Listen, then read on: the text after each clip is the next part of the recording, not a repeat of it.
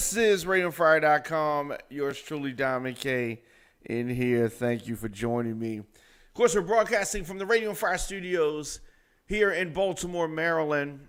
HBO is set to air a documentary about Michael Jackson that details some alleged sex abuse of children, called Leaving Neverland after Sundance.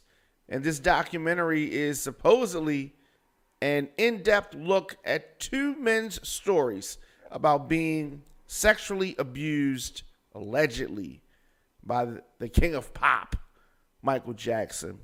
The film was added to the prestigious Sundance Film Festival lineup and will reportedly air after that on HBO this spring. Now, the alleged victims offer up candid accounts of what they allegedly experienced. That sexual abuse is complicated and survivors' voices need to be listened to, the director says. And I agree with that. The director also said that, "I believe anyone who watches this film will see and feel the emotional toll of the men and their families and will appreciate the strength it takes to confront long-held secrets." Well, this is absolutely not a secret. Michael Jackson has been accused of this behavior previously, way back in '93. And with the backlash that R. Kelly has been receiving as a result of the docuseries that spelled out his sexually exploitative and abusive ways, it will be interesting to see the reception that this film gets as it relates to these two men's stories. Now, of course, a big difference between R. Kelly and Michael Jackson. Of course, Michael Jackson's not here to defend himself. R. Kelly is, and this documentary outlines the struggles of two men, and the R. Kelly saga has extended past many, many men.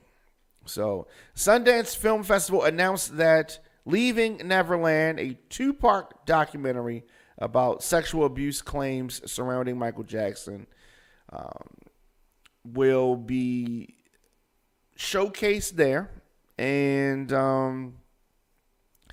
these men who are now in their 30s are going to detail some alleged occurrences that happened when they were 7 and 10 years old, respectfully. And, it's, yeah, I hate this type of thing because, like I said, he's not here. It's like if somebody comes out and says something about Tupac, right? He's not here to defend himself, so you can say whatever you want. But what about Tupac's side of it, if there is? So that's the difficulty that I have with this. It has nothing to do with Michael's contributions, and allegations arose when he was alive. But allegations alone are not enough. You need something else. And there was behavior that we saw with Michael that was a bit weird.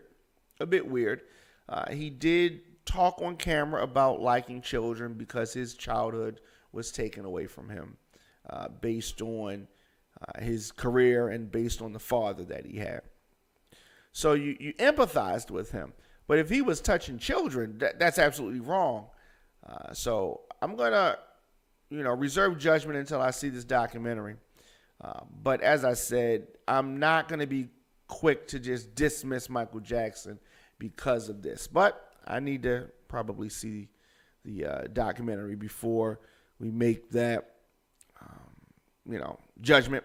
Let us know your thoughts in the comment section, Instagram, Facebook, Twitter, at The Diamond K Show, at Radio on Fire.